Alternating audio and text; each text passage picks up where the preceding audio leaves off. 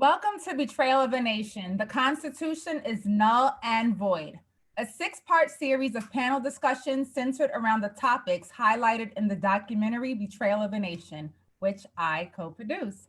My name is Brandy Webb, and I'm also the director of Betrayal of a Nation. Betrayal of a Nation is a documentary that puts the United States government on trial for crimes committed against Black and Brown citizens. Betrayal of a Nation is now available to pre-order on betrayalofanation.com, where the film will be released to rent beginning February 26th. Hi, everyone. I'm Trina Asidu, and I'm the co-producer of Betrayal of a Nation. As promised, we are live here on Facebook, and we are holding a talk back on Clubhouse following this discussion.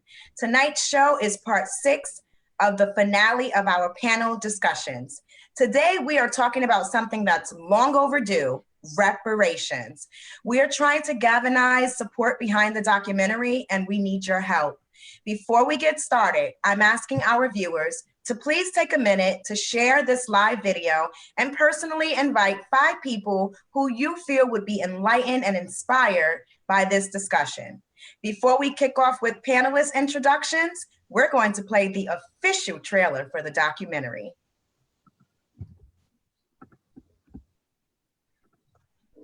They did not see Black people as human. The whole goal to have these people here was to build this country. Today you will see that the U.S. has never intentionally harmed anyone, and the history of events have been misconstrued. Today, I will prove, beyond a shadow of a doubt, that the defendant has indeed committed the crimes charged, as well as many more atrocities which have deeply affected its citizens. Jim Crow laws were stated as separate but equal, but we know that they were separate and not equal.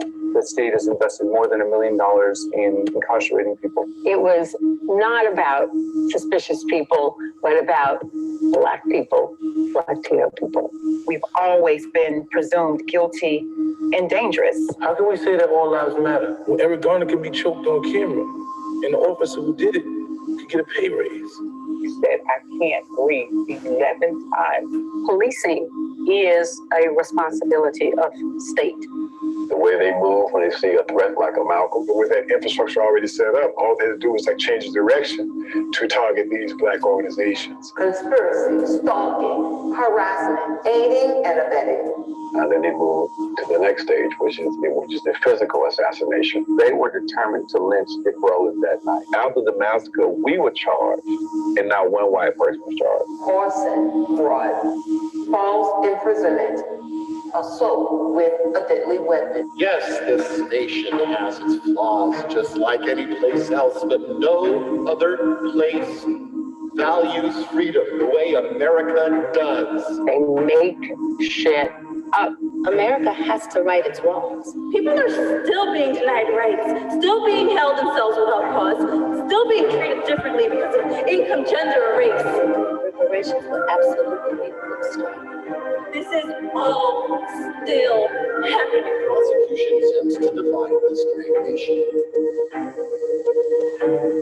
Where else on the planet can the people take their own country to trial?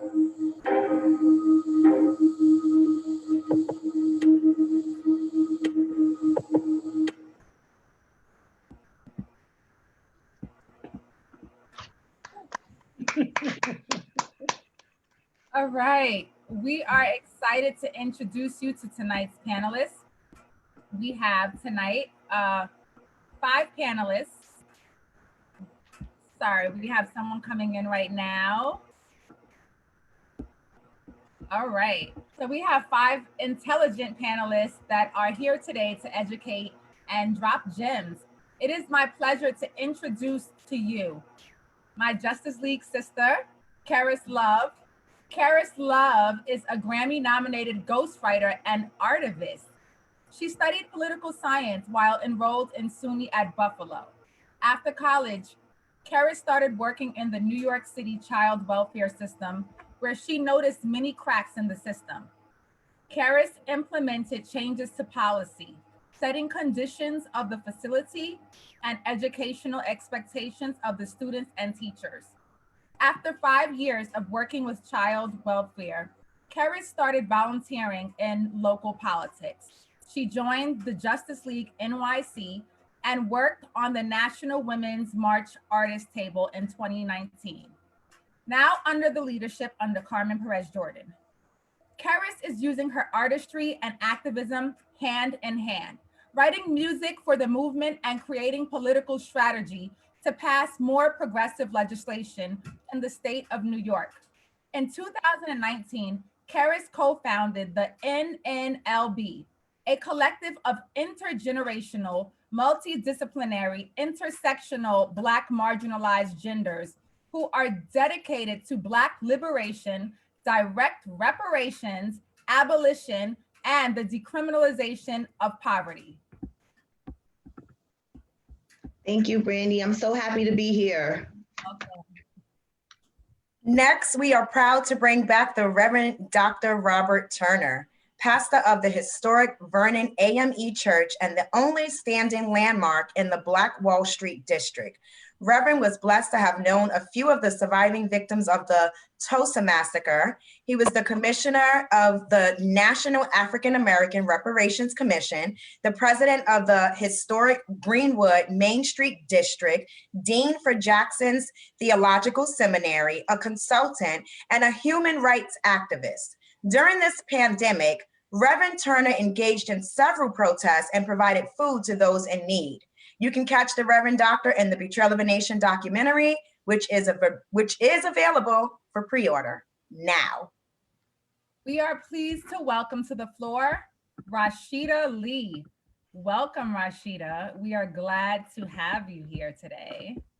And so Rashida Lee, in January of 2020, her, along with 4 of her colleagues, formed United Against Forced Arbitration, also known as UAFA, when their employer began enforcing all employees to sign arbitration documents that would essentially protect all rights of the business and not the employees. As an effort to preserve the rights of over 2,000 hourly employees throughout 18 restaurants, Rashida went up against one of the most highly regarded hospitality groups on the East Coast. On March 2nd, just days before New York was shut down due to COVID-19, Rashida and her colleagues met with the company's CEO and president to firmly demand that the arbitration clause be rescinded.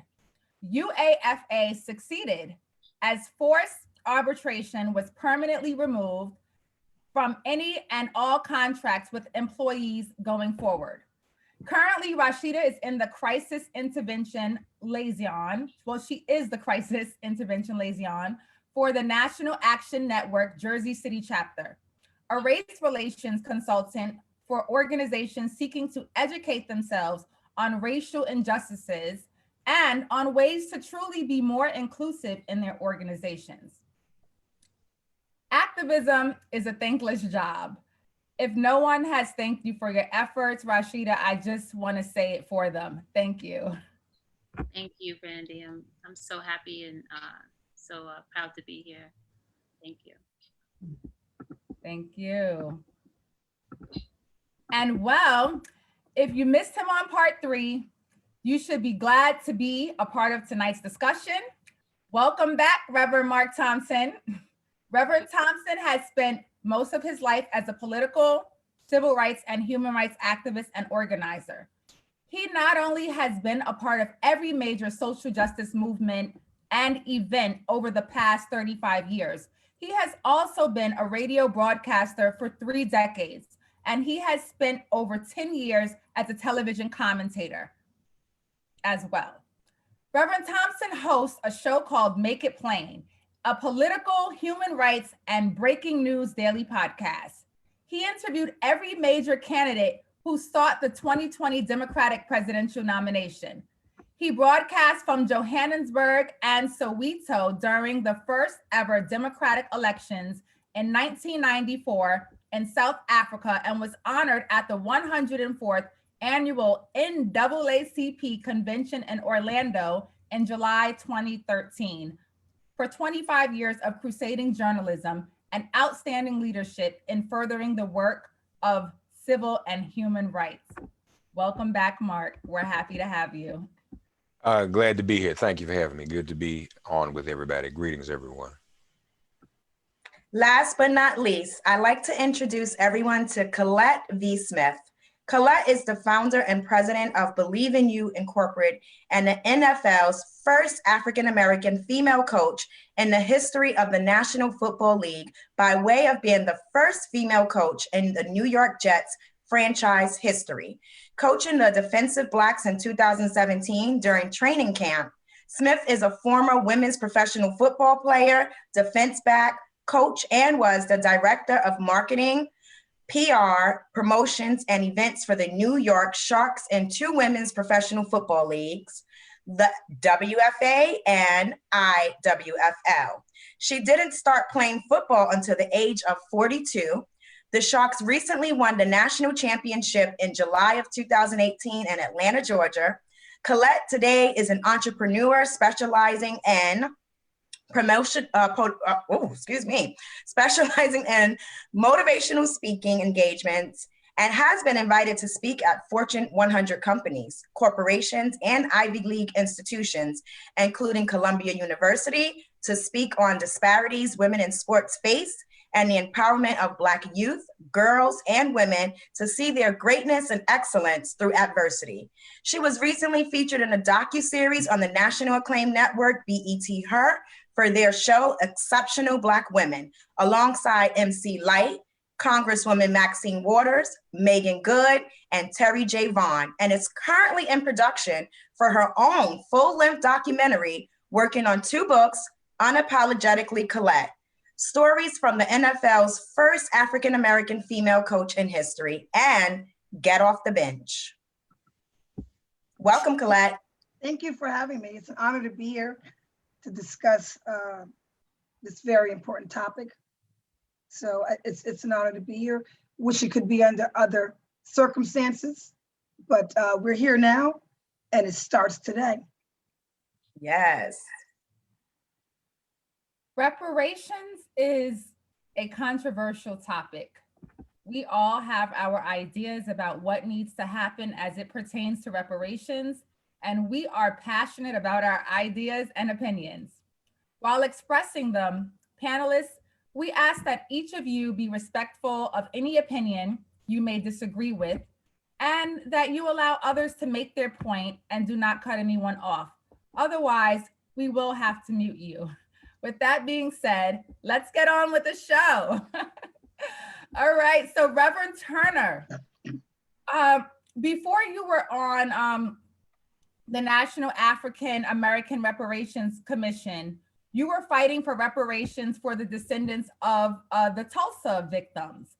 What was that journey like, and what was the outcome of that? It's an ongoing fight. First, thank you for having me on this panel. It is an ongoing fight.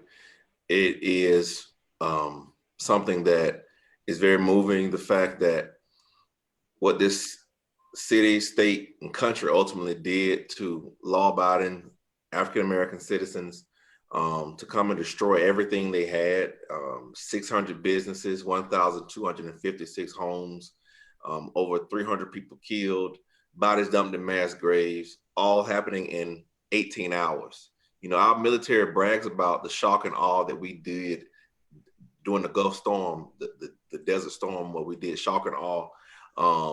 We did that, and we have done that repeatedly in Black communities all across this country. Everywhere where there's been a Black enterprise zone, the white power structure has found a way to destroy it. And so it is a passion of mine to speak for those ancestors that are not here, those members of the church that I pastor that are no longer with us, and those few survivors that we have left. And this was not sanctioned. I did not get any support or marching orders from any political party or organization. This was something that was truly God breathed in me and gave me a vision and a passion to do it. And I continue to do it. And I thank God for the folks that he sent to come and support and to stand also with meet every Wednesday at 4:30 outside of our city's hall in Tulsa, Oklahoma. Well, I certainly commend you for your work. So thank you. So I have $1 million question, the $1 million question. Who is entitled to receiving reparations? African Americans, second and third generation Black immigrants, all of the above? Who? I'll start with you, Colette. All of us, every single one of us Black Americans deserve reparations because we are suffering through what our ancestors went through. I wasn't a slave directly, but my family were, my people were. And when you think about, let's go back prior to even civil rights times, our schooling isn't up to par for us, right? We're still being done wrong. So all of us, every single one of us, and I don't care how difficult they say it is to calculate who should and why and how many of us. Well, guess what? All of us need it. And if you would have done it years ago, there wouldn't be as much people to give it to. So you're bad, your fault, not our problem. All of us need it, deserve it. Thank you. Does anyone else have an opposing opinion or a different opinion? I would just like to amplify what our dear sister said. The bill that is going to be before the Judiciary Committee tomorrow, H.R. 40, deals with reparations from slavery and its vestiges, meaning every one of the evil offspring that descended from slavery, meaning Jim Crow, lynching, segregation, mass incarceration, police violence. I strongly disagree with those who want to make the argument that we've got to prove our direct lineage to an enslaved ancestor. Most of us can't do that. And that's one of the things that was taken from us during slavery. Also, there are those who want to say that people who look like us who can't do that aren't eligible. First of all, reparations is about more than a check. We need to talk about institutional repair. If most of us got a check tomorrow for a few $1,000s, it'd be gone like that because we're in a pandemic and it would be barely a stimulus. So we need more than that. They didn't ask, when the police killed Amadou Diallo, they didn't ask for his papers proving he came from an enslaved ancestor. He looks just like us. And so for those who have suffered just because of the color of their skin from the vestiges of slavery, if slavery's descendants can oppress all of us, then all of us should be the beneficiaries of reparations from all of those pains. Absolutely. I'd like to add that there's it's a collective of all of the, just like Brother Mark just said, it's a collective of all of the systemic strategies that was put in place to completely keep Black people in a lower class. So it's definitely the Black codes. And I feel that when you think about moments in history where there seem to be some strides, right? And you can think about Reconstruction, which I feel was not brought on by Lincoln's audacity to bring forth Emancipation Proclamation, because I think it was actually more so that there were, allies, radical Republicans, there were abolitionists that put forth that idea of Reconstruction, right? Of breaking down the system that enslaved Black people. So when you think about that, it's something that was started, but it never saw its course, right? It spanned between 1863 to 1877. And within that, there were strategies that were built that came out of that. So I agree with Brother Mark that it's not just about picking who, picking and choosing who gets to benefit, because this is a situation in which a nation festered, right? And it simultaneously festered and profited, right? So now it's about acknowledging that truth and making it right. So, and every person in this nation who identifies with Black, who understands that commonality of that pain, should see that come to fruition. Thank you, Rashida. And so now, sorry, Brandy. So, there is, reparations is a term that seems to be really broad. Everyone deserves reparations. And actually, globally, we are owed.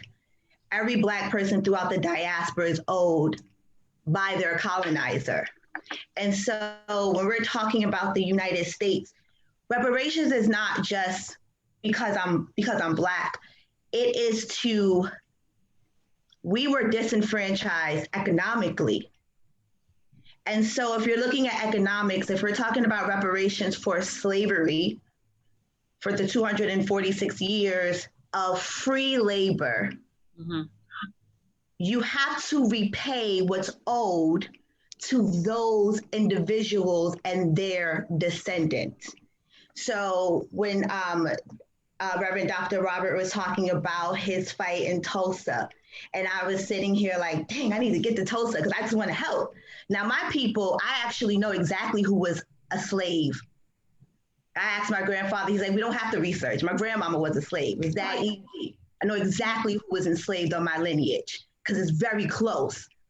We weren't enslaved in Tulsa, but I want the people of Tulsa to get everything that is owed to them.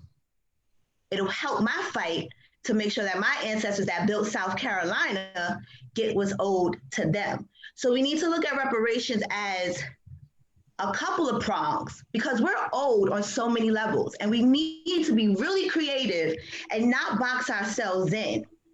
We do need to close the wealth gap. The wealth gap has to be closed. There is data that shows that those that are descendants from the enslaved Africans have less wealth and income than those that came after Jim Crow. We need to reset that. But we also need to implement policies better. They'll say affirmative action and all these things. And those things actually statistically also help those that aren't even Black. Those white women benefit greatly. So when we just say all, there's nuances to Blackness that we need to respect and appreciate as well. Those things don't divide us, but they actually tell a story of how strategic white supremacy is. And so I don't want a check or, I want a check and. See, because my grandfather survived Jim Crow South. So free college ain't gonna work for him. My other grandfather came home from the war and was left out of the GI Bill, which kept him and my family from having wealth. So certain policies, we need it all. Because like Reverend Mark said, at every stage, they have disenfranchised us economically because of what we look like. And so we need to look at reparations as many angles, and it ain't gonna be hard for them to decide who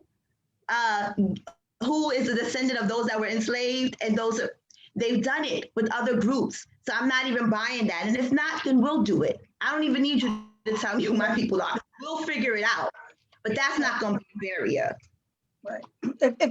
If Ancestry.com can tell me who some of my family is, the US government can't, please, seriously. And not until, I believe it was 1988, Blacks were not even counted in the census.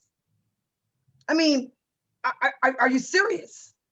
So we've been mistreated from 1619 to today. And that suffering from the slave ships to here today, I'm seeing my Black youth have poor education, getting mistreated by police. It didn't stop. Yeah, we're not slaves, quote unquote, anymore. We're not picking cotton right now. We're not on a plantation, but are we really? We're on a different kind of plantation. You know, our culture has been stripped from us. You know, what is American beauty is not what is African beauty, right? So for years, I grew up very conflicted as a young Black girl. You know, these magazines and everything else, that was a part of suffering because of slavery. So reparations is due for all of us. That was really heartfelt. If it's one thing that's for certain, is that reparations is overdue. And so that takes me into my next question. Money, land, or both? All. And we have to get away from the or. We have to get away from the or because it's all. You know, Assemblyman Charles Barron in New York, there's a New York reparations bill. And his theory has always been, well, give us back the South since we built it, like the land, give us back the South since we built it. But it's not an or, because like others have said, from chattel slavery birthed Jim Crow. From Jim Crow birthed Reconstruction that Rashida literally went into. That was a short period, and that was actually a period that African Americans did pretty well. The Tulsa massacre was not even the very first massacre. We have the massacre in Wilmington, North Carolina, because too many African Americans were doing what? Getting into political office 30 years after slavery. And we have redlining, keeping us from buying homes in certain neighborhoods, bringing our property values down, bringing down the money that goes into our schools. So it's not an or, it's and. And I feel very confident to say and. You know, we've done so much for this country. I don't think we should be bargaining because, again, there are those of us who are not descendants on this soil, but they are still, they face police brutality, they face broken schools, they face questioned student loan debt. So it's not a check or, no, it's a check and. It's a lot of, you have to repair what you've broken. And also, when you think about restitution is fixing the state that we would have been in if you had not enslaved us. What would be of the Black diaspora if we had not been enslaved? There's so much that we're owed, and I want us to remove the word or from it. Right. My opinion. I do wonder what 1 second, hold on just a second. And so what I would like to hear is, I want to know what those ands are. If it's not just land and money, what are those ands? And might I say mental health might be one of those ands. Mental health. I mean, technically our community has been traumatized with everything that has happened to us. So I like to throw in there mental health as well. Infrastructure. I would like to add that far too often when we have conversations about African American history, we only focus on our American history and we forget that we came from Africa. And so part of our suffering, a part of our damages is not just what happened to us in America, because they did not enslave slaves. They enslaved kings, queens. They enslaved people who had wealth and land. We had so much more before we came here. We still haven't met the financial prosperity we had before we were taken and kidnapped from Africa. When the richest man ever to live, still, Mansa Musa, former king of Mali. We had tribes, we had kingdoms. And so I think sometimes we act as though Black history began with us in shackles. And that is so far from the truth. So to understand the damages you have to understand what all we lost. And we lost more than just, you know, our time and labor over here in America. We lost dynasties that we were to inherit in Africa. You don't buy a slave, you make a slave. And they did that to us. And so that included the ideology of white supremacy that was undergirding our racist institution in America. And that ideology continues even after 1865. And so to me, reparations, first of all, that the principle of reparations is something I would like for most Americans to support. And in fact, unfortunately, it is still something that is seen on the fringe of American politics today. We hope and we pray that HR 40 passes both the House and the Senate. But for the truth of the matter is, John Conyers presented this bill several times and he couldn't even get a second from his own party. So, but that just means we have to fight even harder. So the vestiges, as Reverend Thompson mentioned, of slavery is not just the fact that we lost labor, we did. One of the vestiges of slavery is because this was a so-called Christian nation, they had to undergird their belief with some morality. And so what they did was they deified whiteness. And that has still not been eliminated from our society. So the sister Carlette mentioned about how the standard of beauty for America is European. That is a vestige of white supremacy, that everything white is right and is beautiful and everything black, they call our continent the dark continent. And guess what? Africa is still the richest continent on the face of the earth. We would have inherited all of that. They're still mining for diamonds, uranium, platinum, rubies, emeralds. They're still mining that in our native continent. Can you imagine native continent, right? Inheriting that land? That was ours. So to me, whatever we get from this country is gonna be peanuts because they're still mining resources that belong to us. Right on. And the countries within Africa that they're using and that they're exploiting are impoverished to this day. And so I think that it definitely, whatever it is, it has to include dismantling that ideology of white supremacy that still is prevalent very much so today. And we have to understand that our suffering and our damages shouldn't just start from a slave ship. Right on. You know, our suffering, our damages started from what we would have had we never stepped foot on a slave ship. Agree. Very valid. Very, very good point. You know, when you think about that, Germany paid billions of dollars to the Holocaust victims and their families. America paid lots of money for the Japanese internment camps. Those Japanese people that were in the camps, I understand they got $20,000 each. Okay, now that's not going to make you rich, but guess what? It's a respecting, and it's something that Black people don't get here in America is respect. So something, like Karis was saying, there's no or and. I want it all. We'll never get rich from it, but give us our respect.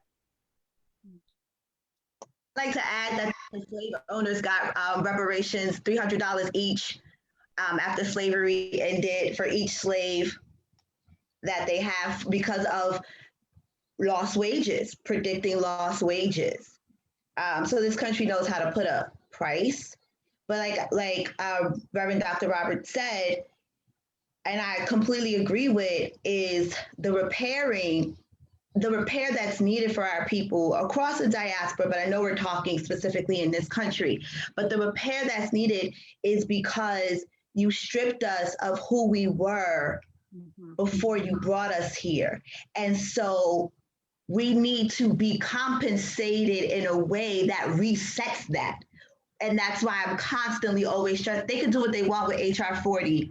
And it's sad that it's taken this long. We can't even agree to the ideology that there needs to be repair. And that's a problem. That's a huge problem. in our country. It's almost like saying chattel slavery did not happen. Theft of people and land, because they didn't just take us from our native continent, they then colonized the whole continent, except for like 2 countries. So it's not just the resources and the bodies, it's the actual, until this day. And so, and then spread us out across the entire globe. So you might have been on a slave ship next to your cousin and he went to Haiti and you went to South Carolina. Never see each other again. That trauma. So when we talk about, when Trina talks about mental health, there is a generational PTSD that we're carrying that a check can't fix. We're gonna take it. All these policies they can't fix, but this is what it means. And when we need to have a real discussion about reparations, because we are carrying that. This is why they think, oh, Black people know each other. There's something when you see another Black person in the room, or y'all could be from different parts, but we were separated from mothers, from fathers, from brothers, from sisters, from husbands, from wives. We were separated before we even made it to whatever port. And that trauma still carries with us. And so we need repair. I mean, it's the most egregious act that we have seen. And we need to continue to say how egregious chattel slavery and colonization. Yeah. Yeah. When we think about respect, because, you know, Colette, you mentioned respect, and I feel like that is a big part of it. Why is it that they don't respect us? Like, a lot of people say, oh, they don't respect us because we don't respect each other. Like, what is the real reason? Like why is it that Japanese and Jews and all these other races are getting reparations or got it, and we're not even respected? But I feel like we endure the most trauma and they don't respect us enough to give it to us. Is it because if they even entertain the idea, they may need to give us the whole damn United States because that's how much they owe us? Like I'm getting really upset. Like, why is it a respect thing? I mean, for me, I'll just say when the world knows that we have been mistreated, and all I can talk about personally through my experiences is me as a Black woman, as a Black child growing up, or the conversations that my parents had with me, or that my grandparents had with me in Alabama, Louisiana, and Mississippi. Some of those stories I grew up hearing were egregious. That's what I know. So when you see one person getting mistreated because of the color of their skin, that spreads like wildfire. The same way being kind to one another will spread like wildfire. But when you're isolating one person because of the color of their skin, we all get it because it's association, right? Like I'm tired of these apologies. In 2008, the Congress apologized. And so what? So what? Long overdue, by the way, long overdue. But I'm sick of your apologies. We got apologies in our pockets falling out right now. But respect. I think that to try to find the answer of why it is, or what is it, right, that allows a people to dehumanize, right? I think, well, in the current day, it's cognitive dissonance, and there's this sort of like quiet generational guilt, right, that I find that white people tend to have. But I think when you go back, right, you have to establish that a group of people are not like you, so you can do what you will. And I think that had a lasting effect because it was this constant compromising of what is, who is a citizen, who isn't, what is a slave, and also throwing religion within that, and allowing, honestly, a monster to build, where you have generations after the beginning of slavery just sort of accepting that this is the reality. I am superior naturally, you know? So that is a really hard stain to get out. That's a very difficult stain to get out. But what I've noticed about the things that I've learned about that time, and even now, right? Because it's a continuum. This is not a spectrum. Things are not getting better. There's just a different way of approaching it, right? So when you think of what happened then, you have to consider that they thought about people might want to change their mind and say, no, this is not right. This is not right. Well, guess what? There were people who did that. Plenty of people, right? And they weren't just Black abolitionists. They were white, and they were called radical Republicans, right? A gentleman by the name of Cassius Clay, not Muhammad Ali, you know, RIP to homie, but there's this white radical Republican who was a badass and was like, y'all are bugging, slavery's whack, I'm about to burn everything. And that's the thing, there were individuals, right, that aided, again, Abraham Lincoln to do the right thing, because homeboy was neutral. He didn't care about Black folk, right? He was neutral. He had Frederick Douglass as his counsel, like, listen, you need to get this right, right? You had what, Sumner, Charles Sumner, who got caned to death in the House, in the Senate chamber, because he's standing up for Kansas rights and didn't want racism to be spread into that state. There were abolitionists everywhere. But the thing is, it's the hard part about that is that those are not the stories that you hear, right? You hear Honest Abe. You hear, this is the guy that freed the slaves. You should be so damn lucky, Black people. So I feel that when it comes to changing the tone, allies are a good thing, right? But you got to pick them right. You got to pick and choose who are allies and who are not.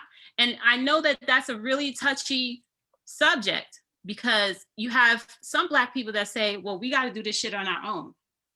Well, how the hell do you think we got this far, right? There were some allies in there that was like, nah, this shit is whack. Regular white folk that said, nah, this is whack. So I feel that I don't necessarily care about their respect, right? What I truly want is to be able to think about what my daughter could achieve in life and see that she's on the same level as everybody else, right? Right? Same level as everybody else. You're not better than her, she's not better than you, because but in order to make that right, there has to be an excavation, right? There has to be an excavation of like digging up that root and saying, you know what, slavery happened, right?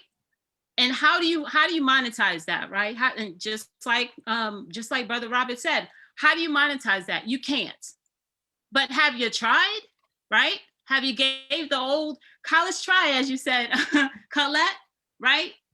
And that's how I see it. Yeah. And I'm not going to throw away allies because they don't look like me. Right. Because ultimately we're going to have to live amongst these allies, right? Yeah. I got into huge problems when I was younger. My mom was really disgusted in me for a period of my life, my teenage years. I was always just reading Black authors. That's all I wanted to read. If there was a white author, and I would check, is this a white author or a Black author? She's white, I'm not reading that. And my mom smacked me right in my face. And my mother wasn't that kind of parent. My dad did that stuff. My mom didn't. She said, you sound really ignorant right now. She goes, do you have any idea what the white folks did? Some of them. And it was the Jews that helped, that were our allies, right? So we're not discriminating. I was an adolescent at that time, but we're not discriminating against other people. Black folks don't usually do that in the first place. But yeah, definitely, Rashida, like Rashida said, picking and choosing our allies wisely, because together we're stronger.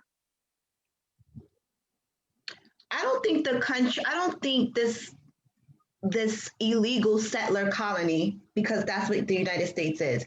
I don't think that this illegal settler colony respects those Japanese Americans more because they paid reparations to them, or that they respect the treaties that they have with some of our indigenous folks that they then reneged on. I don't think that it's a respect that they actually respect them more. I mean, because white supremacy has one goal, whiteness, right? The ideology of whiteness. But what I do think is that they do believe in a caste and class system. And so white supremacy thrives and is upheld not just by white people, it's upheld by all people. And so if I could continue to make the Black person at the bottom, and I can show how I did this for this group, you know, people sometimes are like, well, if it's not my issue, then I'm not gonna fight for it. I'm not gonna support it. So when I said earlier, I want to get down to Tulsa to help Reverend Dr. Robert out, a lot of people have the ideology of, well, it's not my issue, so I don't really have to get involved. And so if this country can pay off other people or give them the illusion of respect, I'm gonna stay quiet because I see how they treat them Black folks, and I don't want to be treated like that. And we see that a lot. My mentor, Carmen Perez, says she don't want allies, she want accomplices. See, because I need an accomplice. I need an accomplice who knows they're not getting reparations. Fight to the death to make sure that I get it. Why? Because of like that level playing field that Rashida was talking about. It's important that all of our children start here. And I know that certain people's kids aren't going to start there if I'm not an accomplice, if I don't fight alongside of them. So I want to be able to say, yeah, I went to Tulsa and I helped Reverend Dr. Robert get and boy, the descendants and the people of Tulsa got their reparations. And just even knowing that, going back to take that to my grandfather, he would be like, well, dang, maybe it's hope for us too. Well, how can we use the model that they use so we can get what we need for all the land that I don't work in South Carolina? And so we have to start thinking like that. Yeah. I know a lot of Jewish folks who here in New York with the reparations bill that we had that are like, oh, I'm here to say that you know exactly who to pay because you knew who to pay in my family. See, we need those type of folks like that to testify too, to say that, or Japanese Americans to come out and say, hey, well, you paid us and you paid us only 30 years after what you did to us. So what's up? Like that's the type of accomplices that we need to help us along with our fight, because at this moment, this settler colony think that they have us polarized. In a lot of ways they do. And so as long as they think that they have us completely separate, well, we don't really care about Black people get their reparations anyways. As long as they feel like they're doing that, we're going to keep running this hamster wheel. And so that's what I would like to see from accomplices. And many of them that I know, like the Jewish man I know, I mean, he is really committed to seeing that African Americans get reparations because he says it's only right. That takes a liberated mind. Sister Love, and I appreciate that. And I say that because I love Red Lobster, and I go there. My dad would take me to Red Lobster every time I made the honor roll back when I was in high school. So and I just love going to Red Lobster, and I try to make the honor roll every semester. But one thing about Red Lobster is you notice as soon as you go in, they have this barrel of lobsters, or crabs, or whatnot, and even though their hands are kind of clapped together, they still manage to pull each other down, right? Every time they try to get out. And some people always liken that to Black people. We always like crabs in a barrel, keep pulling each other down. The difference though is if you ever go to the ocean and you see crabs or lobsters, they don't do that in their natural habitat. When they are liberated, they don't pull each other down. Only in captivity do crabs or lobsters pull each other down. And I think although we have been physically emancipated from chattel slavery, mentally, my beautiful Black people, some of us are still enslaved. Most of us. We don't want to see anybody else prosper, thrive, or shine. We're like crabs in the barrel, we pull them down.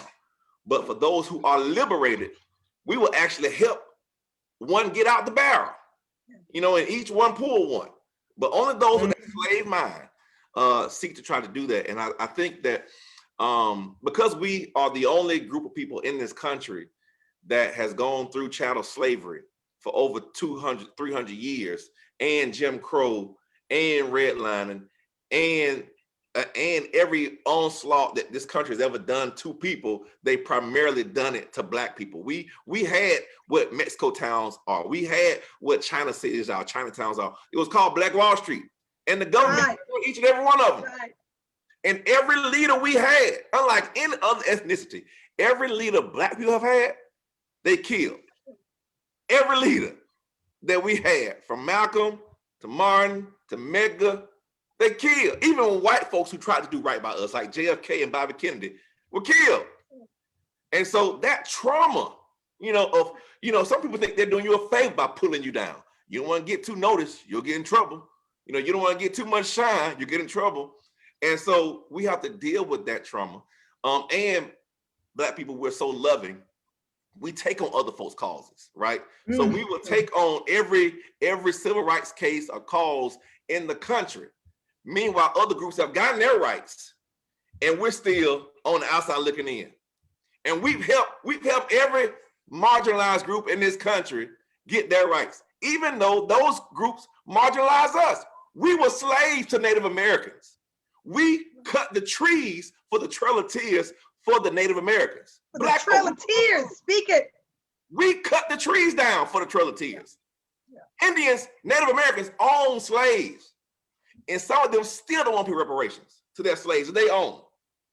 We were on the bottom of every society and help everybody else go to the top. And when it's our time, sometimes it's as though we are afraid to fight for ourselves. And that takes a liberated mind to want what's best for everybody else, but never forgets what's also good for them. And I just pray that our people become more liberated in their thinking. And as we have been released from the physical chains of chattel slavery, that one day mentally we'll be free from the vestiges of mental slavery. Mm-hmm. You all, Brandy and Trina, y'all made a movie, right? Yes, we did. Documentary. Right. So the thing is, because I'm watching this phenomenon with Judas and the Black Messiah. Everybody's, this is great, wonderful. We've, I'm sorry to step out for a minute. I'm doing two of these at the same time. I apologize. We've got to get out of the romanticism too and the Hollywoodization of our struggle. We can't look at Judas and the Black Messiah, and we can't look at movies like Betrayal of a Nation anymore without a reparational mentality. We should operate in that way in every way. So people watch Judas and the Black Messiah, oh, that was deep, There are brothers and sisters still languishing in prison from the Black Panther Party and other revolutionary organizations because of that program that was depicted in the movie COINTELPRO. What HR 40 is going to aim to do, that is another vestige of slavery. COINTELPRO didn't just pop up from up under the Cabbage Patch on its own. That is a vestige, an ongoing vestige of our experience of enslavement. So when we talk about reparations, Karis is right. It is a both and. There is repair for those of us as individuals and families, but there is institutional repair as well. The white middle class didn't just pop up on its own either. It got help. It got a leg up. It got the Homestead Act and loans to mechanize the farms that we built for them when those farms were originally plantations. They got Social Security, we didn't get it. They got the GI Bill, we didn't get it. They got the original FHA loans that we didn't get. Wealth in America is based on home ownership. That's what they have that we don't. And so all of those things, redlining, all of those things, you know, and the toll keeps going up. It's almost like this. The longer these people wait, then the price just keeps going up. It just keeps going up and up and up.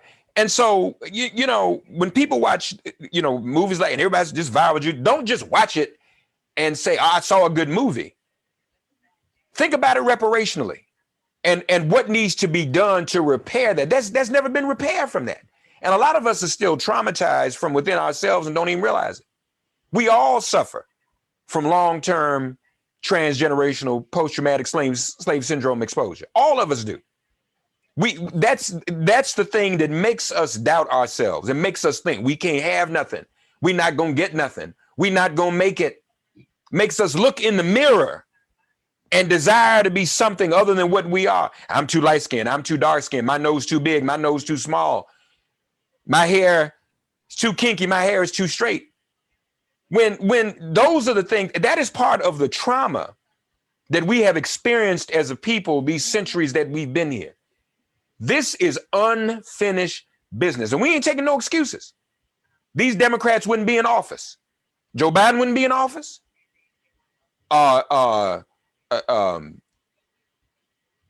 Democratic majority in Congress, the African American and the Jewish American that were elected in Georgia from a cotton state, and our ancestors are speaking to us in this Black History Month. We have to hear their spirits and act. It was their spirits in Georgia, in Pennsylvania, which was a stop on Underground Railroad, where the AME Church was founded, in Michigan and Milwaukee, where we escaped the South on the Great Migration, Reverend Robert, to help build this American economy, to take those jobs, working at the Ford plant and whatnot. And even some of the first settlers in Arizona and Nevada, we were exploring those places in those early days as well. So that's a whole migration of our ancestors, Georgia, Pennsylvania, Michigan, Wisconsin, Arizona, Nevada, that made this happen. So we owe it to our ancestors to stand on their shoulders. And in the words of the man whose birthday we celebrate, I know most folks celebrated Valentine's Day, but Saturday was actually Frederick Douglass's birthday. And he said that what we need, the price of freedom, is eternal vigilance. How many people know how long eternity is? That's forever, which means we pass it down to the next generation and the generation after that and the generation after that and the generation after that, because there were generations enslaved. There were people who were born into slavery and they died in slavery and they never stopped fighting. They knew they may not ever see their freedom while they were alive, but they never stopped fighting. And we need to do just that. We need to do the same things. We need to do the exact same thing. So I agree 10,000%. And when we hear people talk about, they love talk about on Fox News, well, the black on black killing in Chicago, how many people are being killed in Chicago, black people, on a daily basis. Well, guess what? We had an institution in Chicago that fought for the black community. And guess what the government did? They killed Fred Hampton. Period. Black Panther Party of Chicago helped keep the streets safe, y'all. Right. They helped keep the streets of Chicago now, which is called Chirac. They help keep the streets safe. And guess what you do? If you take them out of the community, if you take the people with sense out of the community, if you take the gatekeepers, you take the folks who love the people, as Fred Hampton would say, he said, "People, I love the people, and I'm gonna die for the people." If you eliminate them, what do you think is gonna happen? And you still have people incarcerated who are also trying to keep the community together. So Reverend Mark was just talking about. And so Chicago didn't become Chicago by osmosis. Watts didn't become Watts by osmosis. It was when the factory started closing down that Watts became the powder keg she was. And so Ronald Reagan was drug dealing. exactly. That's on the list of vestiges. So He was a crack dealer. Y'all missed me on that fake concern for Black life and people in Chicago, because if you cared about Black life, you would want to find and prosecute the folk who killed Fred Hampton and the Black Panther Party. Yeah, I wanted to uplift something that Reverend Dr. Roberts said before about, and it was about we'll fight for everybody else's issues and you know, won't have folks, we'll be on the outside looking in. And that is something that always grinds my gears with a lot of activism and things that I see here. One of the things that my organization, we are all about reparations, but we're also about global reparations. And so as the one in my, as one of the co-founders of my org, I'm one of two members that are descendants from enslaved Africans on this soil. I focus on reparations here, but the other women in my organization are from other parts of the diaspora. And so when we talk about reparations, we talk about it globally, because I want people to know that there are Black folks in the Caribbean having the same conversation. CARICOM is having the same conversation. Those are Caribbean nations that have gotten together because they understand that they're owed from France, Spain, Britain. They understand that they're owed from their colonizer. There is another West African country that is fighting for reparations from Britain as well. And so we need to have those conversations. We need to know what our brothers and sisters are doing across the water too, because it'll help us to understand this is, oh, well, we ain't never going to get it, so let's not fight. No, Black people across the globe are having a reparations conversation, because we all realize that we have all been displaced. And the United States got into the chattel slavery game late, baby. I mean, Spain has the whole Latin America to pay for. And so we need to hold all those accountable. And so although for this conversation, and definitely for my advocacy, is what the United States owes me and my ancestors, I do encourage us to listen to what's happening across the globe, because Black people across the globe are saying, we need repair from being stolen from the continent. We need repair from you. Maybe you didn't take our people, but you definitely took our land on a continent. And that is really important. And maybe we can develop an ideology to where everybody is buying into reparations, because we're talking about it globally, because we are owed globally. Thank you for that, Karis. I think that if we could achieve reparations, not even achieve, but if we can all be up to the same code on a global level, I think that we have a better chance at actually achieving reparations. So I appreciate you sharing that, because this fight goes beyond America, even though we're talking about US soil tonight, but you're definitely right in saying that we have a global fight.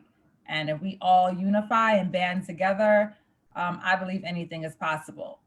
And so we have been calling for reparations for decades, and bills have been introduced since 1989.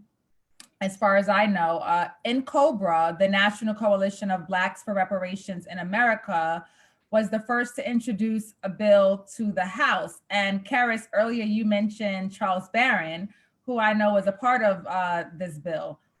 So why do you think it has taken so long? And is it likely that we will ever receive reparations from the United States government? And Karis, I'll let you answer that. And then I would like to hear from Mark, and then we can go around the table. So why has it taken so long? I think we scratched this. I think others have scratched this when we talked about, you know, the caste system here, not really acknowledging the theft of the people that they took. And also, like Rashida had brought up about, you know, honest aid, all these things. So this illegal settler colony and I keep calling it that. There's this Black woman who's a professor and a doctor. She's like, that's what we need to refer to it as, because that's what it is. They are illegally operating here. This illegal settler colony continues to write its narrative as if they're this great land. You know, let's be real. The founding fathers were rejects. They were fleeing persecution. They were the rejects. So they came here fleeing religious persecution. It is what it is, right? Call a spade a spade. So why is it taking so long? Because we don't even want to acknowledge this illegal settler colony does not want to acknowledge, one, if they acknowledged how much the enslaved Africans are such an intricate part to the capitalism here, that would mean that they would have to agree with reparations. They would have to agree to reparations if they acknowledge how we built this economy. So as long as they can keep, this is why before we went live, when I was talking to the women, I was like, hey, did you hear what the White House tweeted? We're a nation of immigrants and indigenous people. You can't call the enslaved Africans immigrants, because that ain't what them votes were. Us. Right, we're not immigrants. Right. Not choose to come here, but if they can continue that, oh, this is the nation built by immigrants, the nation, if they can continue that narrative, facts, then they can sweep under the rug what they owe us. And so that's part of the reason why it's taken so long. Will we ever get it? Like Reverend Mark Thompson said, my great-great-grandmother, who was enslaved in South Carolina, probably would not have imagined that I would be sitting here free with some of the freedoms that I have. But and they saying the things that we're saying, right? But they still fought for it. You know, her grandson was not born into slavery. And so that was a step up. So we have to continue. If I don't see it in my lifetime, I'm going to continue the fight that maybe my grandchild will see it in their lifetime. It's not something that we can stop because our ancestors didn't. There's no way my great-great-grandmother would have known today that this would be, that Black people would be able to not only just be free, but be able to vote, to be able to be president, to be able to be billionaires, to be able to even own a home in their name. And so we have to keep fighting for it regardless, because we have to know in our heart that we're owed. Thank you, Karis. Mark, are you there? Reverend? Okay, I think he is in his other meeting at the moment. I can fill in while he's, I can fill in. So I think that in order for us to see it, I think we will, right, achieve that. But I think what needs to happen is a social cohesiveness. And I'm talking about Black people, right? I think we all need to be on the same page of what the goal is, right? And what the stakes are. I remember a Black Panther saying that we have a problem with we have a problem with coming together with the same purpose, right? We're all fighting. We're all ready to fight. We understand that something has happened to us, but we're not cohesive, right? We're not together. And I think that is true. We haven't gotten to a point, even during, the civil rights era, where it, looking back at it, wow, it looked like a lot of us wasn't in it. A lot of us wasn't down. Some of us wanted, MLK to kind of keep it quiet, chill on the, we shall overcome talk. We weren't all together. And I think a social cohesiveness is something that is essential, right? To get to a point where we are no longer feeling this this hum of oppression, right? Because even though I'm free, there's suffrage, okay, but that we all know, right? We all understand. We can taste the oppression. Every time something comes on the news, people are still being hung. Our brothers are still being hung, right? And it's said in a whisper. We still have a lot to do, but we have to come together. I agree with that. And unlike immigrants, you know, if we're going to talk, we're going to talk. Unlike immigrants that came to Ellis Island and signed a book, we didn't have that luxury. Like Karis was saying, we didn't come here on our own. We were brought here. But then when I remember asking my parents as a child, why do they, whether it be the Chinese, Puerto Ricans, whoever, why do they stick together so much? Why are they, you know, and it's just everything that you said, Rashida. It's just, you know, we have to come together. We have different ideas on when to fight, how to fight. I don't agree with that. The purpose seems cool, but I'm gonna do this. We all have to be on the same playing field, right? Coaching with the same coach, you know, like Reverend, hey, right? Like Reverend Turner was saying, we gotta make this level, right? So we all can't be doing different things trying to get the same goal. You know, I recall when I was younger, I used to be down with a coalition in Harlem called Fight Back. Coalition was called Fight Back. Jim Horton and Gil Banks, they ran it. 2 old Black men. And whenever I came in, it was for construction work.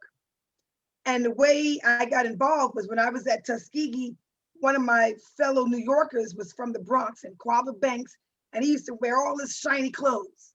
And I'm like, and here I was literally limited in my thinking with thinking about, you're from the Bronx. The Bronx is jacked up. Y'all don't have no money out there.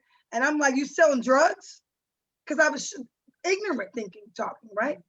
And he goes, no, I do construction work. Long story short, I come back home for the summer. He puts me down with his father for a Harlem Fight Back to get a construction job. Walk into the office, there are two older Black men, Gil Banks and Jim Horton. And the first thing they do is tell you to pick a book and read it. The whole office was full of books. I learned about Queen Nzinga. I learned about Black people that I never got taught in school. And so for me, everything changed. Everything changed about how I handled things, how I felt. I now had my neck higher, my head was held high. I was proud to be Black, or prouder, should I say, to be Black. And I remember the first time I went to jail protesting for the rights of Blacks. My dad said to me, you know what?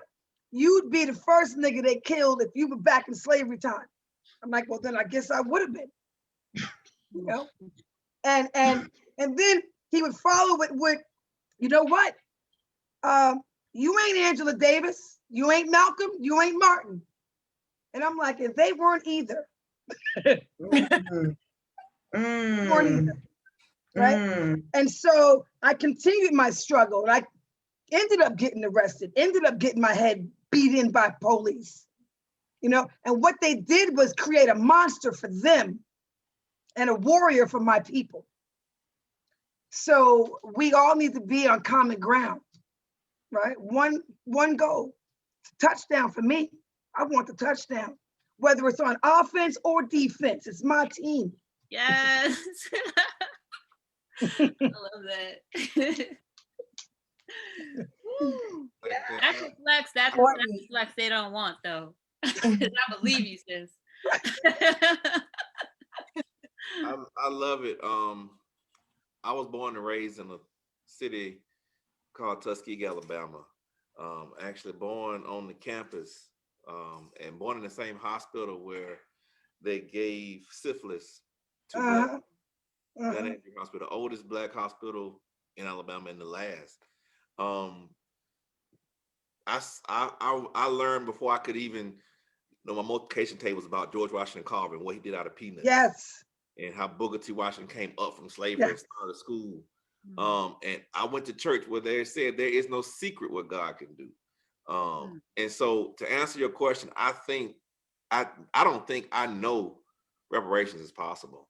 I just, with every fiber in my being, The only thing I don't know is when. I would hope it is this legislative session.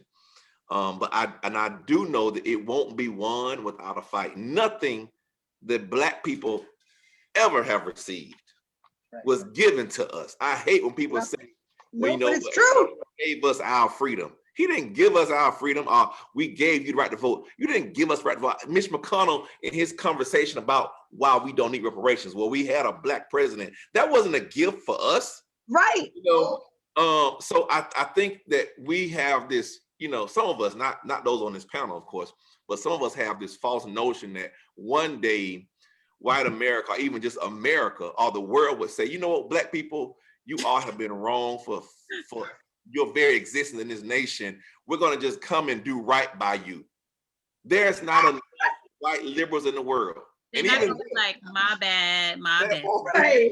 Yeah, you know, my bad, Black people. We owe you a big debt of gratitude. That ain't gonna happen. Never. It's us fighting, us packing out jails, us packing out the streets, us boycotting, us calling people out, us going down to City Hall to get our truth heard. That's the only way we ever got anything in this country. Right on. Only way. And so I think we have to be willing to make that fight. We have to be willing to talk to school board members, city council members, county commissioners, and ask them what is their view on reparations. We ought to become what other communities are. We ought to become single issue voters. Period, point blank. I don't care about anything. I don't care about anything. Streets are important, right? Right now. Yes, I can imagine, right? Street lights. I want to know about reparations. That's the only issue I want to know about and where you stand. You need to join that single issue voter. But it can happen. When I was 2019, I was community organizing in the Bronx where I'm from, and I was interviewing candidates from state to Congress.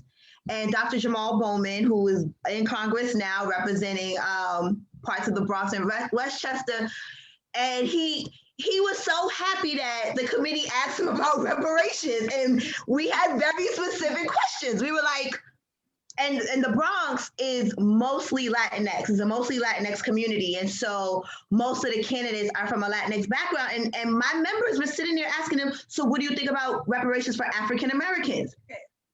Period. Right. We have to. Everywhere we go, we need to be talking about reparations. And Brittany knows that in Justice League, I am the reparations, like, every time. I'd be like, cut the check. If I don't do reparations more than 5 times, they'd be like, what's wrong with Karis? What you say? What's that? Cut the check. Just cut the check. Cut the check. Karis has her Cash App for reparations on her social media. She does not play. And when she says she is the queen of reparations talk all day, every day.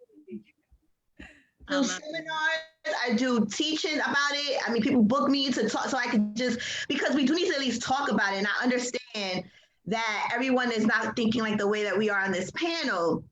And that's why I do teachings, I do seminars on it, to just even talk about what reparations is, what repair is. We have to start having those conversations, and we can't be afraid to ask for what it is that we want, because we are always helping other people fight for. When I think about my Nana, if I don't shout her out, hey Nana, she a former Black Panther from Harlem.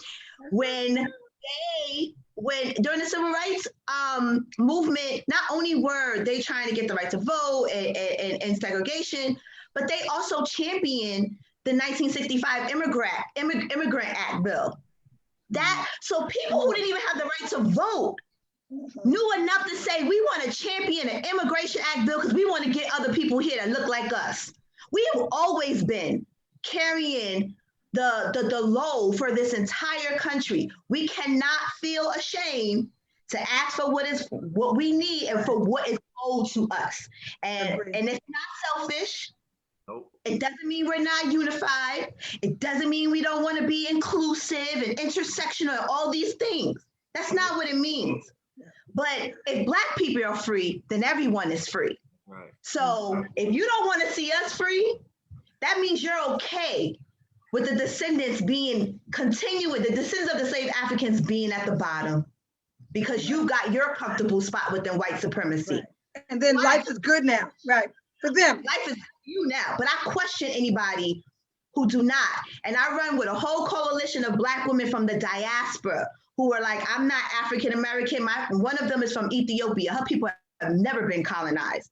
But she will tell you why African-Americans deserve and cut the check for us. How about that? That's what we need to start doing. Yeah. So we have the HR 40 bill on the table. What does that mean to finally see the bill on the table? And are we moving in the right direction, given that it is on the table? I know, Dr. Reverend Turner, you talked about it, and like, what's next? What does it mean for it to be on the table? Are we headed in the right direction? Well, that is progress to get it on the table, to get it out of committee, to have sponsors. That is huge progress. To have a hearing before the United States House Representative is a huge accomplishment. But we're not ready to pop bottles. You know, we still have a lot more to do. And we have to hold our elected officials accountable. I used to work on Capitol Hill right before I entered ministry, and I can tell you they pay attention to the phone calls they receive on what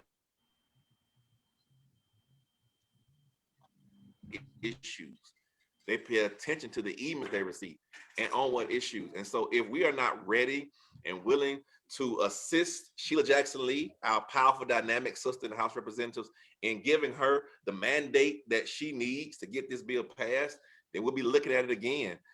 Hoping that it gets out of committee next year. We have to make this the #1 central issue for our community, period, point blank. We shouldn't have to wait for another unfortunate George Floyd incident to happen for us be saying Black Lives Matter. No, Black Lives Matter when you pass reparations. Right on. Cut the check, period. Cut the check. We need to make it a priority too. Imagine if, and don't get me wrong, I agree with defund and abolish. But some of us made the argument, why don't we just say reparations? And we lost the argument. The movement wanted to go with defund, right? Okay, that's fine. But imagine where we'd be today if instead of defund, we had said reparations. Because that'll take care of all of it. If you fund us through reparations, you're going to defund them. You see, so that's a question of strategy and discipline.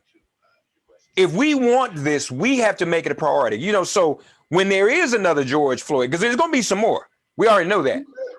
Are we going to come up with something else different, or are we going to say reparations? See, and I think that's what, because reparations ultimately is the answer and should be the answer to a lot of these issues. All right. So, you know, it's going to take people like us, and I commend all of you here for discussing this. It's going to take people like us to make this our priority and to be disciplined in calling for it. I have a concern about a section of the HR 40. I feel like section 3 in particular, the establishment and duties, I feel like that it's not as clear, right? And I think that I'm a little skeptical because I understand how, you know, and just like a lot of us understand how the 13th, 14th Amendment came about and how the loopholes were manipulated. And I am very, very skeptical about amendments to the bill that will create those loopholes, right? So I'm also paying attention to who's voting for what, who's bringing up certain issues within the bill. So, I mean, and it's still too soon to tell, right? What they've had, how many meetings they've had? 4 meetings. This is like the 5th one now. So I'm still waiting, but this is definitely a situation that I'm in it for the long haul. And I'm going to be paying attention to every single representative who has a view on the bill. I think the community needs to go and check to see if your representative is co-sponsoring. They have. Yes. Right. Not just you, but those who are watching, yeah. go and see what state you're in. Go to see if your representative is co-sponsoring. That's one. That was the first thing that we did here. And like I said, where I'm from, the Bronx, we just got a new new congressman. He doesn't have his constituency base isn't a lot of African Americans, and I don't care if your constituency base is African American or not. This is a United States issue. Right. So regardless if your base is African American or not, no, everyone needs to be exactly.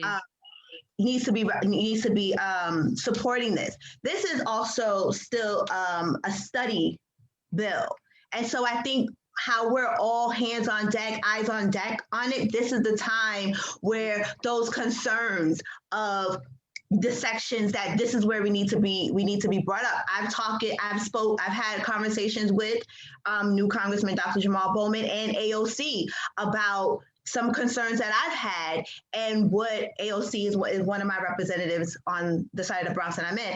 I've had conversations with her on, hey, here's some of my concerns, and so this is why. But she knew she had to support it, like out the gate. She knew she had to support it because there was no ifs, ands, or buts about that. She's stupid. She had to support it, but we talked about this, and what she has said to me was like, this is why there is a study bill, because folks like her, there were things that my organization was able to have conversations with her about that she just did not understand. It's not because she doesn't care about Black people or anything. This is not her lineage, and some of it is not her lived experience, and it's not her history, right? And so if she wants to if you want your representatives to represent you, like Reverend Roberts said, those phone calls, those emails, let them know.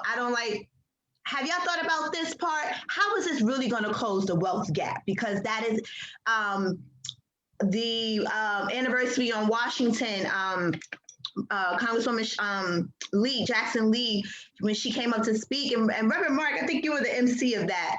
When she came up to speak, she spoke about reparations. And I turned to some of my Justice League members, and the crowd was so hyped when they were like, defund, defund. And when she came up and said reparations, the crowd it was too mellow for me. And I was just like, what's wrong with y'all? We trying to get paid. Like, what's going on here? Because she was talking about how this is an economic issue for us. And so calling and emailing, and we need to be continuing to push this agenda, but we got to start with, is your representative supporting it or not? Because if they're not supporting it, looks like they need to be out of a job. That's the conversations I'm having in New York. You're not supporting it. I don't want it. Green New Deal, yeah, that's great.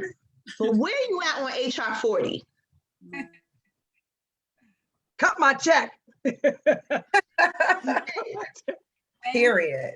We definitely need to call our representatives because, there's power in numbers, and we do, as citizens and as a people, we just need to do our part. And when something doesn't look right, just like Rashida said, and, we have that skepticism there, we need to call and we need to check on it and make sure that it is what it's supposed to be. So the only way that they're going to do the right thing is if we hold them accountable, and it starts by us doing our part and making those calls. So thank you for sharing that. And so I am, I try to be optimistic. I am hopeful about reparations, but reparations may never come. In any event that it never comes, how do we repair ourselves? And I'll go to Rashida, and then Colette, and then we'll just go around the table. That's a difficult question for me because, as I said, I'm in this for the long haul, right? I've decided to devote my life to not only civil rights, but to liberation, right? So I feel like I'm doing that work in increments and relative to how much time I probably have on this earth. And if I don't see it in my lifetime, I hope that my daughter gets to see it, her grandchild gets to see it. It's one of those situations where we have to, as I said in the beginning, at the top of this program, like, this is a continuum, right? And I can imagine, you know, my ancestors thinking about, will my great great great grandchild be free, right? And the conversation that we're having now is, will my great great great grandchild be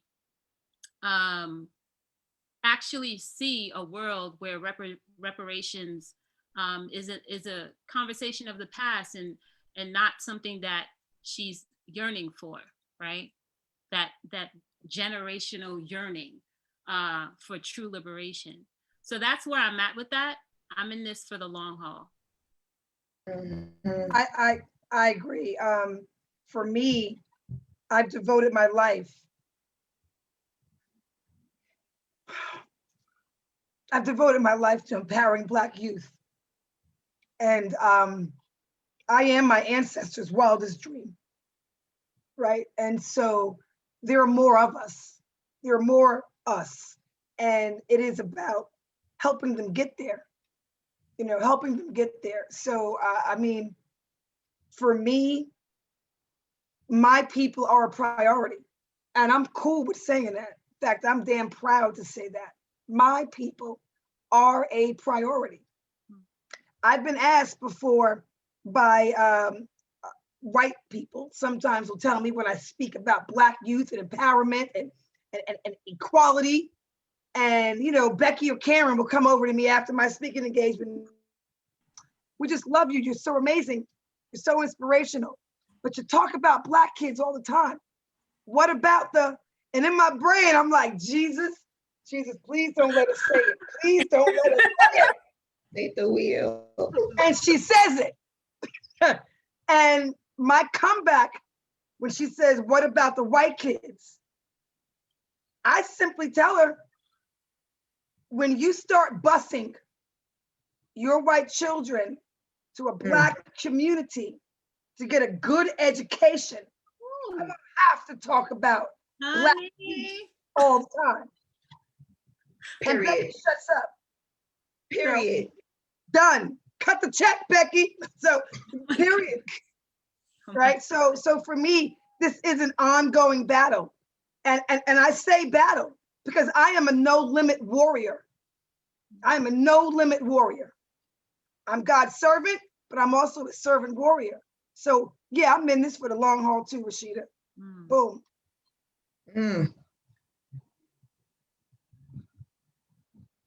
Would anyone else like to address how do we repair ourselves in the event that we do not achieve reparations from the government? Well, we keep taking care of ourselves, which we've always done. You know, don't let the narrative fool you. There's this term that my Nana, she's like, what is mutual aid? And I explained to her what mutual aid was, and she goes, oh, we always did that. You know, these terms come up and it's like, what are you talking about? You know, so we keep taking care of each other the way we've always have. We keep feeding each other. We keep housing each other. We keep helping raise each other's kids. We keep teaching each other. We keep having panels like this. I've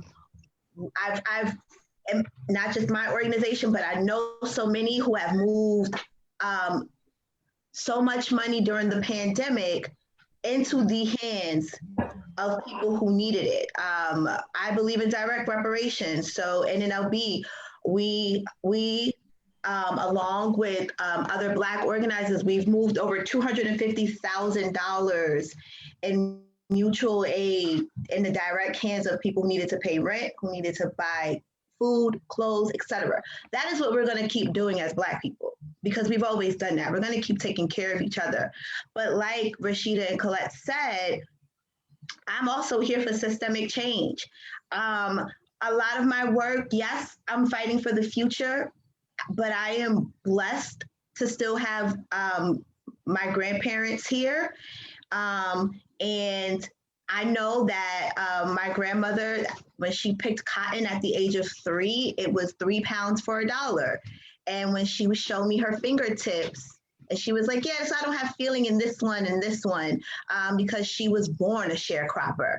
My grandfather who lived in the South during Jim Crow. So I fight so hard and scream, cut the check, because I'm still fighting for my grandparents and my elders that are still here with me. And that's a blessing to still have them here. And so I'm never gonna stop fighting. I will keep taking care of my community, doing mutual aid and all those other things that we always do anyway. That is how we heal each other now. I think we also heal each other with changing the narrative, not speaking as if our history started with slavery, understanding who we were before we got here. You know, not only were we kings and queens, but most of us were farmers, and most of us were artists, and most of us made drums and woodwork and all. I mean, there was a gamut of people on those ships. There were healers, there were religious folks there were spiritual healers on those. There was a gamut of people, and I think that's what we do. We change the narrative of what this country tries to tell us it is. We tell our children the truth about Lincoln. Why are we still upholding their lie? We tell our children the truth about Columbus. Why are we still upholding their narrative? We tell our kids the truth about Fred Hampton. We tell our kids the truth about Dr. King. You know, my Nana, she's old, so she doesn't know about social media, but I'll show her some posts on Martin Luther King Day. And she's like, what is all these people love? She's like, they hated him. Like, they couldn't stand us. We tell them the truth of our history because they're not going to do it. And the truth is what's going to bring us, is what's going to heal us, because we're going to know we did contribute something to this country. We are not lazy, like some Republicans have written. That whole pull yourself up by your bootstraps. We were able to do all the things that we did, and we didn't even have boots nor straps. So we tell the truth. And then those of us who are committed to the systemic long game, we keep playing that. And we pass the baton to somebody, because that has always happened too. We have to be cultivating new activists, new organizers, new leaders, so that we can pass the baton. Because this is an intergenerational fight. Thank you. Reverend Turner? Yeah, I think that we repair ourselves whether we get reparations or not. You know, whether the government gives it to us or not, we still have to repair ourselves. In fact, we need even more so once we get it, because I'm personally afraid that if there was a check given tonight, 30 minutes later, it'll be in white hands. You know, we're depositing into white banks, going to buy white vehicles, going to buy mortgages from white mortgage companies, going to white jewelry stores. So, I mean, we need to repair ourselves in lieu of receiving reparations. I think sometimes as a community, we focus so much on the fight, we don't know how to win. And we need to be practicing now on the win. You know, what does success look like? And if you have a slave mind, even with reparations, you're gonna still be a slave. And guess what? Some white folks know that. Mm-hmm. So some of them won't even be mad about us getting reparations, because they know all we're gonna do is, as soon as we get the check, we're gonna deposit into their bank accounts, owned by them. Stocks owned by them. So we need to repair our minds in preparation for reparations. So the same thing we saw it with the integration movement. You know, once we got the ability to go into white malls, white hotels, white restaurants, we just ran from the black side of town. And we started going to white-owned business, and to the detriment of our own. We saw it. Yep. Once we saw it when we got integration. You know, to this day. So I think that we must repair ourselves. We must do the things we're doing right now, building up each other. Tearing other Black folks down is not African. That is European. That's what they taught us to do, to be fearful of each other. And once you start seeing people, now I'm not saying don't be critical of each other, but we don't have to be condemning of each other. There's a difference in being critical versus condemning. And I hope that, you know, we have more conversations about that, planning for the victory and not just planning for the fight. I agree. Thank you for saying that. Like, I think that circulating our money and into our communities is so vital and so important. And I'm so happy that you mentioned that, Reverend Turner, because I feel like that's a big part of it. When we get money, we're spending it on all the wrong things and in all the wrong places. And maybe we need to start with coming together and saying, we're not going to use Walmart. We're going to go somewhere else and spend our money. We're not going to put our money in Chase and Bank of America's. We're going to go find a Black-owned bank and put our money there. If we start taking down some of these corporations with just that strategy, I think we'll see a lot of improvement and we'll head in the right direction. So thank you for that. You know, I'm hearing unity, coming together, circulating our money differently. My question to all of you tonight is, what 3 words would you use to sum up tonight's discussion? And also, if you want, you can drop your social media information for those who may want to connect with you. So yes, 3 words that sum up tonight, starting with Rashida. I wasn't necessarily ready, but let me think. Yeah, Black social cohesiveness. Ooh. Oh, and you could find me on Twitter. It's Rashida Lee. And on Facebook, it's Rashida Lee. And on Instagram, it's Rashida_Leela. This has been so dope, y'all. Yeah, yeah. I'm like on a high. Like, this is really, it's just such a engaging, like, really dope conversation. Thank you, Rashida. Colette? Wow, I got like a gazillion things like that's going through my brain. Like literally a gazillion. But I think about cohesiveness, unity, conversation. Yeah. You know, for us, doing what's right, not what's easy, right? Doing what's right, not what's easy. Good grief. Yeah, I'm gonna smoke a cigar tonight. I'm kind of pumped up right now. So yeah, I'm excited.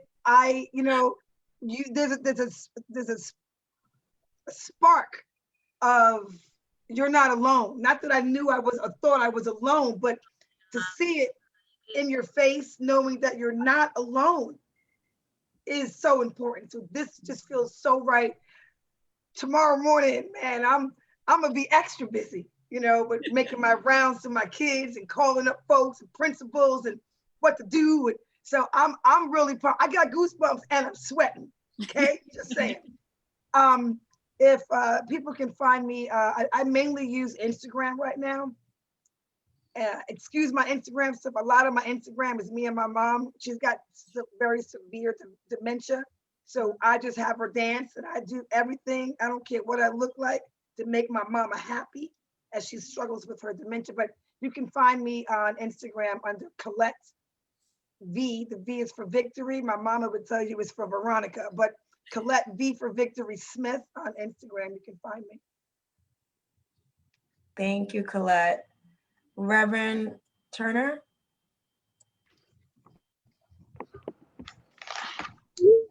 My 2 would be love and justice. I think two words that symbolize our existence here in this stolen land. We've always sought to love America much more than she's ever loved us. And someone argue, in spite of her never loving us. And we also have always fought for justice, knowing that we were being mistreated. we love, but we still fought and sometimes ran away from slavery to seek, and sometimes we had to make our own justice. And so, yeah, those two, I think, kind of best surmise what I feel. And I think this Betrayal of a Nation, this film that I hope all of you watch, kind of speaks to that. How America, in spite of how Black folk were treated by America, you know, we were the first people to die for this country, Crispus Attucks. We were the first people to fight. We fought in every war this country has ever had. Every war this country's ever had, we fought in. We've given so much more to this country than she's ever given to us. And we today are still fighting for justice. No other group would do such a thing. No, if what happened to us happened to any other group of people in this country, there would be guerrilla warfare every day. I'm talking about there'll be terrorist attacks every day. We had folks committing insurrection on the nation's capital because they lost an election. Come on. We couldn't even vote in elections for the vast majority of our history. Right. We've never stormed the nation's capital. They got mad because they got election that they lost. They claimed was stolen when we actually had our rights to vote stolen from us. And we've never sought to barge through the nation's capital doors. We've always tried to use a court system that was always rigged against us. Ain't that something? You know? So yeah, and my handle, and I would, first of all, Miss Brandon, Miss Trina, you all did a wonderful job. This panel is the bomb. It is lit. I want to keep in contact with each one of you. I already got Reverend Thompson's information. But I want Mom.com. Mom.com. Go Trina and Brandy. Oh my God. But my Twitter is Robert R.A. Turner 1. And my Instagram is Rev R-E-V Dr. Dr. Robert Turner on Instagram. I just got on Instagram a few months ago, and Twitter, same thing. So I'm just growing my social media. And I got a YouTube channel under my name as well. And so, yeah, but I hope to keep in contact with all you guys. Likewise. Especially Tuskegee over here. Tuskegee? Yeah. Gee, you know? You know? So lit. I love that. You Big Red in the house. Oh, Thank you, Robert Turner. Miss Paris. Yes. So tonight's panel for me, my 3 words, it was necessary, satisfying, and I'm gonna say joy. I genuinely love talking about the day when they cut the check. There isn't any topic I love more than reparations. It's just, there isn't, because there isn't any other topic that I want to talk about, because it encompasses everything. As Reverend Mark had said, it's not just reparations for slavery, it's reparations for slavery, all those things. So at any time I get to sit with my folks and talk about it and teach other people that they are owed, teach other Black folks that they are owed, brings me joy, because we actually still have to have that conversation. I know many people, many Black folks who are like, well, I'm doing okay, I don't really need reparations. And these are people that are related to me. And I'm like, you know, great grandma was a slave. Like, what are you talking about? So we have— You don't leave no money on the table. None. Oh, you. Real old saying. That's an old saying. We don't leave no money on the table. So it's necessary. This conversation is necessary until they get sick of us talking about it. And so you can find me on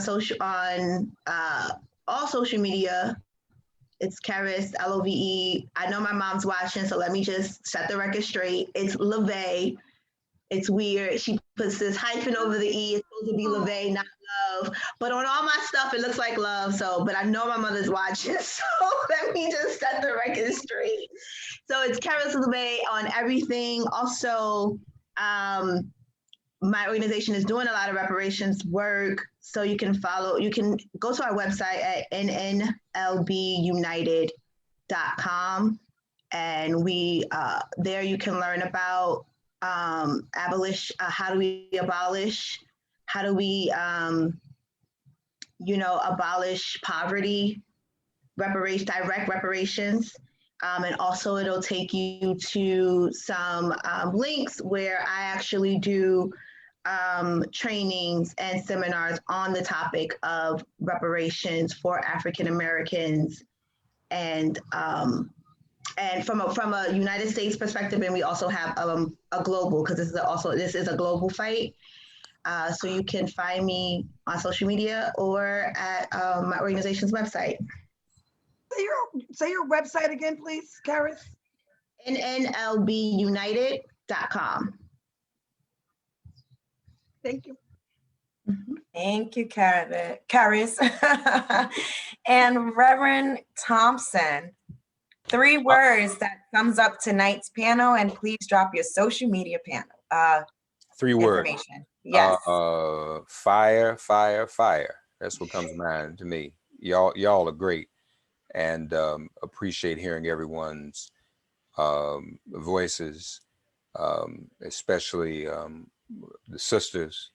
Kwame Nkrumah said that the degree of a country's revolutionary awareness is determined by the political maturity of its women. And so we're in good shape with this crew right here. My social media, makeitplain.com, on Twitter at Make It Plain, Facebook Make It Plain, YouTube Make It Plain, on Instagram and Twitter. I have another Twitter as well, Instagram and Twitter, Minister with 2 T's. Again, good to be with everyone. Happy to be in your service. Please, everyone listening and watching, contact your House representatives and your senators and demand that they become co-sponsors of HR 40 in the House and S40 in the Senate. Easy to remember 40 acres and a mule. That's the name of the bill. So please ask them to do that. This is our time to get this done. This must be a priority, and I thank you. I just would like to give the Reverend Mark Thompson a shout out, because I've never seen anybody juggle two. I'm in a clubhouse and on this at the same time. That was impressive. That's impressive. And didn't skip a beat. Like, that's impressive. Right? Thank you. I'm sorry I had to jump back and forth. Nice to meet you all. Sis Colette, you bad. Oh, thank you. I appreciate that. Yeah. You inspire me, sister. And my brother Turner, who's doing the important work that he's doing. Thank you. Thank you all. And this movie that's coming out, I know y'all gonna tell the audience about the movie and what's up next. And again, stop looking at movies just to be Netflix and chill. Look at movies in a reparational point of view for some action. All right, this will be all hugged up looking at a movie. Do some work too. I'm sorry, go ahead. That ain't what y'all meant when you made this movie. Folk be all hugged up looking at it. Y'all want people to do some work, right? Right. Thank you for Definitely saying not that. a movie. I love it. Yeah. Well, we want to thank each of our panelists for participating tonight. Please follow their pages and their website information. I also want to thank those of you who were tuned in throughout this 6-part series. The series has come to an end, but it is not over. Next week on February 26th, you will be able to watch Betrayal of a Nation. Everything we have discussed in these panels is addressed in the documentary, even reparations, and what that might look like. Whatever you did not learn from these discussions, perhaps you will learn it from the documentary. Trina and I have been on a 4-year journey working on this film. We are independent filmmakers bringing you high quality work, and we just ask everyone to please go to betrayalofaNation.com and support the film. It's only $17 to rent, and you can pre-order today. And when you've rented your copy, feel free to tag us and share your excitement. Yes, and don't forget to follow us on Instagram and Facebook at Betrayal of a Nation.